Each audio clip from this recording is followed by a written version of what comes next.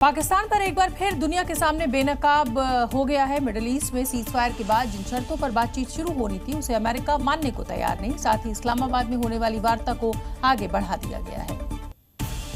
इतना ही नहीं बल्कि पाकिस्तान में ईरान के राजदूत रजा अमीरी मोकदम ने अपने इस पोस्ट को डिलीट कर दिया है, जिसमें उन्होंने वार्ता में शामिल होने के लिए ईरानी डेलीगेट्स के इस्लामाबाद आने की बात कही थी।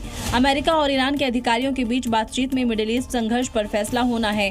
अगर ईरान का डेलीगेशन इस्लामाबाद नहीं आता है तो सीजफायर टूटने और लड़ाई फिर से शुरू होने का अंदेशा है।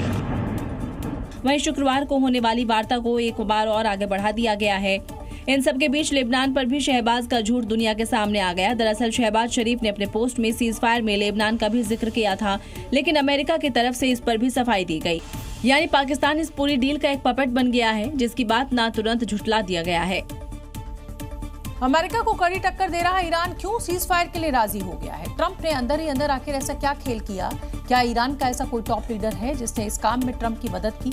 ये सवाल इसलिए क्योंकि सऊदी अरब के अल अरबिया ने जो दावा किया है वो चौंकाने वाला है। दरअसल अल अरबिया के मुताबिक डोनाल्ड ट्रंप के सीजफायर वाले इस पूरे गेम प्लान में ईरान के ही एक बड़े नेता ने साथ दिया। वो कोई और नहीं, ईरान के संसद के अध्यक्ष मोहम्मद बागिर गलीबाफ है।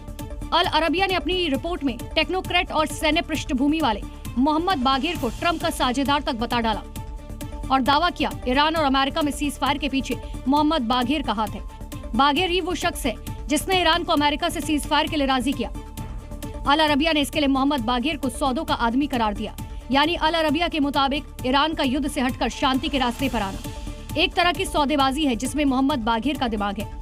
कुछ दिन पहले ही उन्हें ईरान की राष्ट्रीय सुरक्षा परिषद का नया प्रमुख नियुक्त किया गया था और अब ईरान का शांति के लिए हाथ बढ़ाना अल अरबिया के दावों को मजबूत करता है।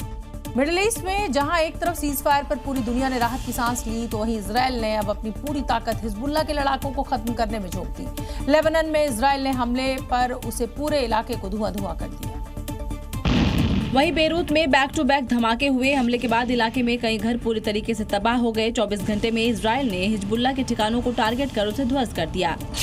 लगातार हुई बमबारी की वजह से इलाके में दहशत फैल गई। हमले के बाद पूरे इलाके में मलबा ही मलबा दिखा। इजराइल ने ऐसे इलाकों को टारगेट किया है जहां हिजबुल्लाह के लड़ाके ने अपना ठिकाना बना रखा था। हमले का खौफनाक तस्वीर सामने आई है जो बेहद ही विध्वंसक था। अब इन तस्वीरों को देखिए। साउथ लेबनान की जगह जगह धुएं का गुबार नजर आया।